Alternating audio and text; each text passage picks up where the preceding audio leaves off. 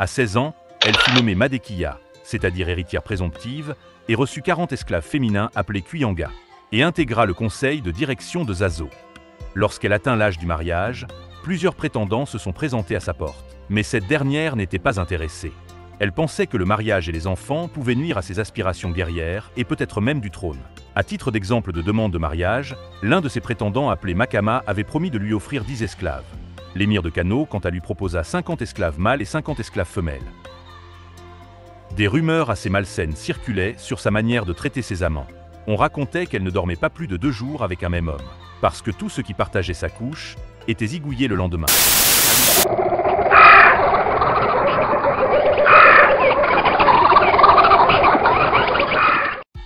Bienvenue dans un nouveau moment d'Africulture, j'espère que vous allez bien. Après notre vidéo sur les Amazones, nous remettons les femmes à l'honneur par le biais de quelques récits sur les grandes reines africaines. Commençons donc par la première de la liste, à savoir la reine Amina. Pour permettre la vulgarisation des savoirs africains, n'oubliez pas de vous abonner et de partager la vidéo dans vos différents réseaux sociaux, mais aussi de laisser un like. Dans nos récits historiques, nous célébrons des reines telles que Catherine la Grande de Russie, la reine Élisabeth II d'Angleterre et la reine Margaret II de Danemark. Voire des personnages comme Jeanne d'Arc pour leur leadership et leur courage. Cependant, il est essentiel de reconnaître également le rôle crucial des grandes reines guerrières africaines qui ont non seulement gouverné, mais aussi défendu leurs terres avec une force inégalée. Dans cette liste de grandes guerrières africaines, nous avons la reine de Saba, Cléopâtre, Amanichaketo du royaume de Kouch ou encore Amina. Aujourd'hui, nous allons vous relater l'incroyable histoire de la reine Amina, la reine guerrière la plus puissante de l'histoire de l'Afrique. Dans les vastes étendues du nord du Nigeria, il y avait un royaume appelé Zazo. C'est dans ce royaume qu'est née Amina, au milieu du XVIe siècle. Plus exactement en 1533, dans la ville de Zazo, dans l'actuel état de Kaduna, au Nigeria. Fille du roi Nikato et de la reine Bakwa Turunku, chef du clan Turunku, Amina grandit dans un environnement d'amour et de respect. Ses parents l'éduquèrent avec soin, lui inculquant les valeurs de justice, de compassion et de sagesse. Dès son plus jeune âge, elle montrait une curiosité insatiable pour apprendre et comprendre le monde qui l'entourait. Ses parents l'encouragèrent dans ses études, lui offrant les meilleures opportunités d'éducation disponibles. Un jour, sa mère l'avait surprise avec un couteau en bois en train d'imiter des soldats. Ceci était inhabituel dans la mesure où la guerre et les combats étaient réservés aux hommes. C'est à partir de cet instant que ses parents comprirent que ce n'était pas une fille ordinaire. Son amour pour le combat et sa curiosité pour le monde politique amena son père à lui donner une éducation de roi. C'est-à-dire une éducation axée sur les stratégies guerrières et à l'art de la gouvernance. Très tôt, elle s'est impliquée dans les affaires de l'État et s'est entraînée avec la garde royale, perfectionnant ainsi ses talents de guerrière et se préparant ainsi à un avenir de leader. À 16 ans, elle fut nommée Madekiya, c'est-à-dire héritière présomptive, et reçut 40 esclaves féminins appelés Kuyanga, et intégra le conseil de direction de Zazo. Lorsqu'elle atteint l'âge du mariage, plusieurs prétendants se sont présentés à sa porte, mais cette dernière n'était pas intéressée. Elle pensait que le mariage et les enfants pouvaient nuire à ses aspirations guerrières et peut-être même du trône. À titre d'exemple de demande de mariage, l'un de ses prétendants appelé Makama avait promis de lui offrir 10 esclaves. L'émir de Kano, quant à lui, proposa 50 esclaves mâles et 50 esclaves femelles. Des rumeurs assez malsaines circulaient sur sa manière de traiter ses amants. On racontait qu'elle ne dormait pas plus de 2 jours avec un même homme, parce que tous ceux qui partageaient sa couche étaient zigouillés le lendemain. Amina avait une sœur appelée Zaria, mais c'est Karamé son frère, qui succéda au roi en 1566. Amina ne put initialement accéder au trône en raison des traditions qui interdisaient aux femmes de gouverner. Cependant, après la mort de son frère Karamé, elle devint finalement reine de Zazo en 1576. Dans une autre version de l'histoire orale, on dit qu'elle ne succéda pas à cause du droit d'aînesse. Dans cette version, la tradition Haoussa permettait la succession des femmes au trône. D'ailleurs, Amina n'était pas la première femme à régner en pays Haoussa. Soulignons que la société africaine de cette époque était matriarcale, ce qui veut dire que le sexe de Amina n'était pas un problème pour la succession. Lorsque son frère devint roi, Amina prit la tête de l'armée du royaume. Elle s'était rapidement forgé une réputation de guerrière redoutable, intrépide et grande stratège, accumulant des succès militaires et de la richesse personnelle.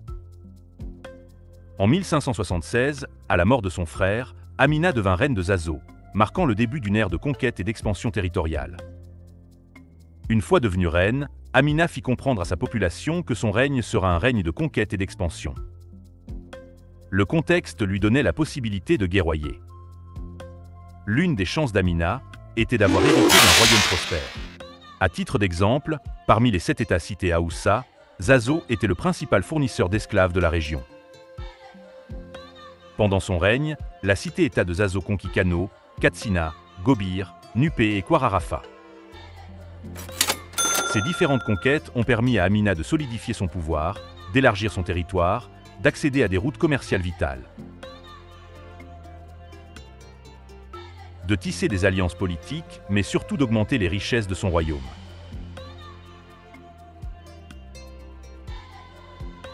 La reine Amina était une dirigeante intrépide, se rendant personnellement sur le champ de bataille et participant à des batailles féroces.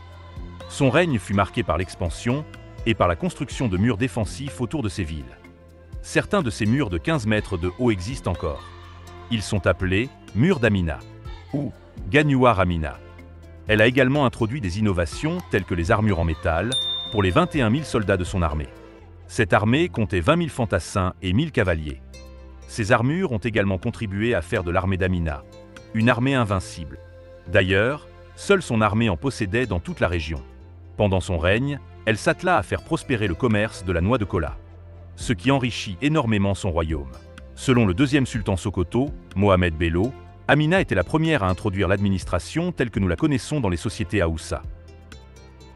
Après plus de 34 ans de règne en tant que reine, Amina est décédée en 1610 à l'âge de 77 ans. Sa mort serait survenue à Bida dans l'actuel état de Niger au Nigeria, reste entourée de mystères. D'ailleurs, d'autres pensent qu'elle est morte à Tagara, un endroit situé dans l'actuel état de Kogi, dans le centre-nord du Nigeria. À sa disparition, Amina était célibataire et sans enfant. Selon des récits historiques, après la mort d'Amina, l'influence des femmes de la classe dirigeante a progressivement diminué.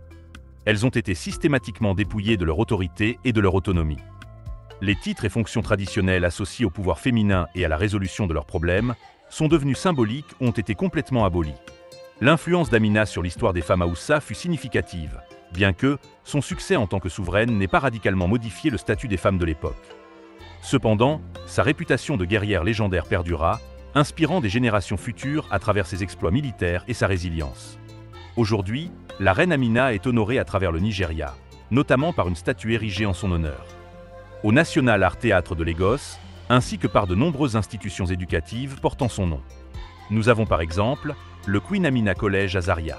Son histoire continue d'inspirer écrivains, cinéastes et jeunes filles à travers l'Afrique, témoignant de la force et de la ténacité des femmes africaines à travers les âges. Elle est également présente au cinéma. La première itération, selon certaines personnes, est Zena la guerrière, une série américaine de 134 épisodes avec Lucy Lawless. Cette série est une libre adaptation du personnage d'Amina. Si l'histoire de la série n'est pas celle de Amina la reine guerrière, le personnage principal, à savoir Zena, en est inspiré. C'est plutôt le film Netflix, intitulé Amina, sorti en 2021, qui raconte la vie d'Amina. Le film a reçu des avis mitigés. Et c'est un euphémisme, car le film est un raté total. Merci d'être arrivé au bout de cette vidéo. Et n'oubliez pas le plus important, à savoir, un like, un commentaire et abonnez-vous. Cela permet l'évolution de la chaîne, mais surtout le plus important, la vulgarisation des savoirs africains.